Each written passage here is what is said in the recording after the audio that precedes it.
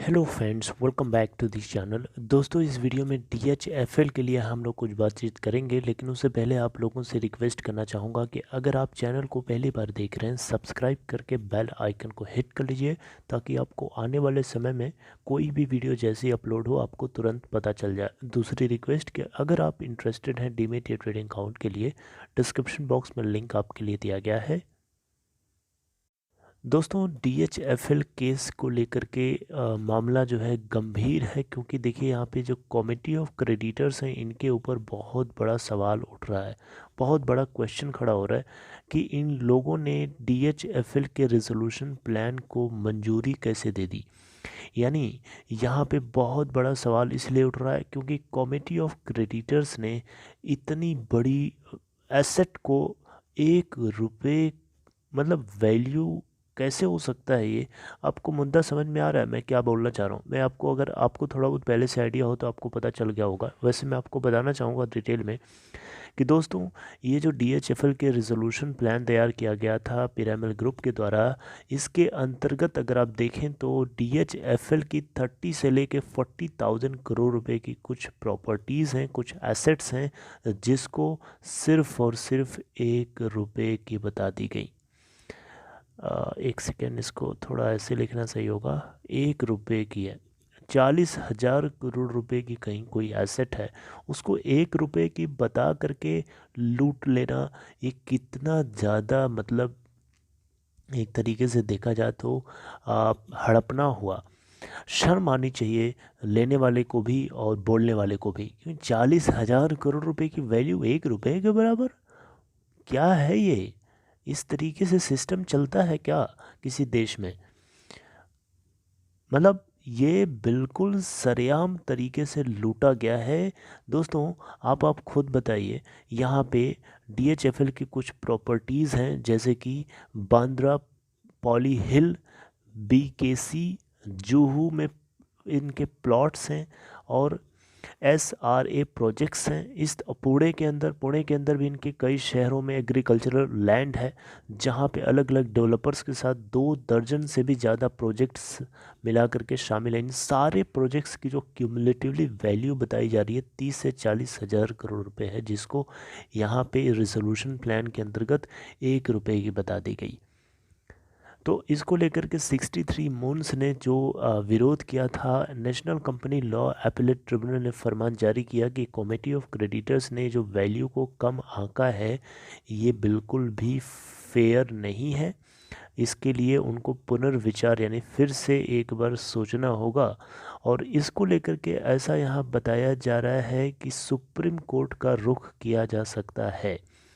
Supreme court इसलिए मैं बोल रहा हूँ दोस्तों, क्योंकि अब यहाँ पे पिरामिड ग्रुप चुप नहीं बैठेगा। पिरामिड ग्रुप को उल्टा शर्म आनी चाहिए, उल्टा शर्म आनी चाहिए उसको, कि उसने दूसरे की प्रॉपर्टी को हड़पने के लिए 30 से 40,000 करोड़ रुपए की प्रॉपर्टी को हड़पने के लिए 1 रुपया उसकी वैल्यू बताया और चुपचाप माल काट के लेके चला गया। लीगल तरीके से चोरी करना इसे नहीं बोलेंगे तो क्या बोलेंगे, बताइए ना।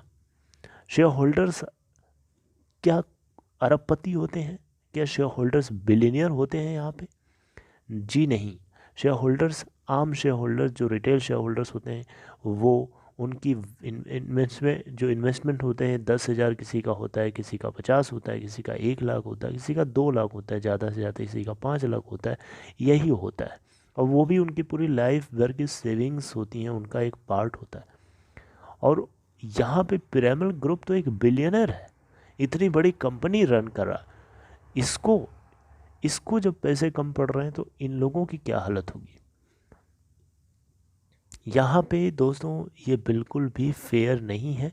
तो इसको लेकर के सुप्रीम कोर्ट ये जा सकता है, पिरामिड ग्रुप ये इस आधार पे जा सकता है कि जो है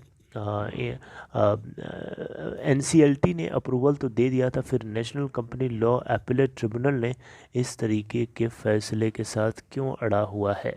तो इसको लेकर के NCLAT को चैलेंज करने के लिए सुप्रीम कोर्ट जा सकता है। लेकिन दोस्तों मामला गंभीर है। संपत्ति का मूल्य कम बताने पर जो कमेटी है उसके ऊपर बहुत ही गहरा गंभीर सवाल खड़ा हो रहा है कि ऐसा कैसे कर दिया गया। और शायद यही वजह है कि DHFL के जो वाधवन ब्रदर्स हैं, इन दोनों ने कोशिश करी थी रोकने की अपने लेवल से, ये बताते हुए कि बहुत ही कम वैल्यू के साथ इनकी कंपनी को पिरामल ग्रुप खरीद रहा है। और पिरामल ग्रुप को बहुत अच्छे से पता था कि ये दोनों भाई कुछ कर पाएंगे नहीं, क्योंकि इनको पकड़ करके बांध दिया गया है कानूनी रूप से। और बड़े भैया मुकेश अंबानी प्राइम मिनिस्टर नरेंद्र मोदी के इतने गहरे मित्र हैं। मित्रता कब काम आएगी? अभी नहीं काम आएगी तो कब काम आएगी? प्राइम मिनिस्टर की पोस्ट से उतर जाएंगे तब? जी नहीं। शायद इसी की वजह से ये फ़ायदा उठाने की कोशिश अलग अलग लेवल से करी गई है। राहुल गांधी का जो बयान था, देश दो हिस्सों में बढ़ रहा है, बहुत अमीर और बहुत गरीब। बहुत अमीर साइड यही है अंबानी अडानी, और गरीब साइड आम लोग हैं। बिल्कुल सही कहा था। और ये देश का प्राइम मिनिस्टर देश की जनता के साथ धोखेबाजी नहीं हो रही है तो क्या हो रही है? क्या हम इसे बोलेंगे? प्राइम मिनिस्टर को सोचना चाहिए ना इस कंपनी के बारे में, इस कंपनी के स्टेक होल्डर्स के बारे में, इस कंपनी के अंदर जो FD होल्डर्स हैं उनके बारे में। वो आम निवेशक होते हैं, एक मध्यम वर्गीय परिवार से आते हैं, और इस देश मध्यम वर्गीय परिवार से ही चल रहा है, उन्हीं से भरा हुआ है। अमीरों से नहीं चल रहा है देश, गरीबों से चल रहा है, मिडिल क्लास फैमिलीज से चल रहा है, जिनको ये सरकार कुतड़ रही है, पकड़ करके नोच रही है, नोच के खा रही है, अगर आपको आसान तरीके से सही शब्दों में बताऊं तो। दोस्तों आगे देखते हैं क्या डेवलपमेंट होता है। वैसे 63 मून्स एंड टेक्नोलॉजीज़ के अलावा और भी कुछ FD होल्डर्स थे जिन लोगों ने रुख किया था NCLAT का DHFL के इस रेजोल्यूशन प्लान के अगेंस्ट में। मुझे तो सबसे बड़ा दुख इस बात को लेकर के हो रहा है कि 30 से 40 हज़ार करोड़ रुपए की प्रॉपर्टी को 1 रुपया बता दिया। कहाँ का रूल है, कहाँ की मैथ्स है, ये समझ नहीं आया मुझे। आप लोग क्या बोलना चाहते हैं दोस्तों, कमेंट बॉक्स में बताइए। वैसे आप लोगों में से काफ़ी लोग कमेंट करते हैं नाराज़गी के साथ। बड़ा दुख होता है इस चीज़ को सुन करके, पढ़ करके, और डिस्कस करते हुए भी दुख होता है कि ऐसा कैसे हो सकता है, ऐसे ही सिस्टम चलता है। मतलब यही लोग जब वोट की बात आती है, इलेक्शन की बारी आती है, तो भीख मांगने चले आते हैं भिखारियों की तरह वोट के लिए। मतलब क्या विडम्बना है। चलिए दोस्तों, अपना ख्याल रखिए, टेक केयर।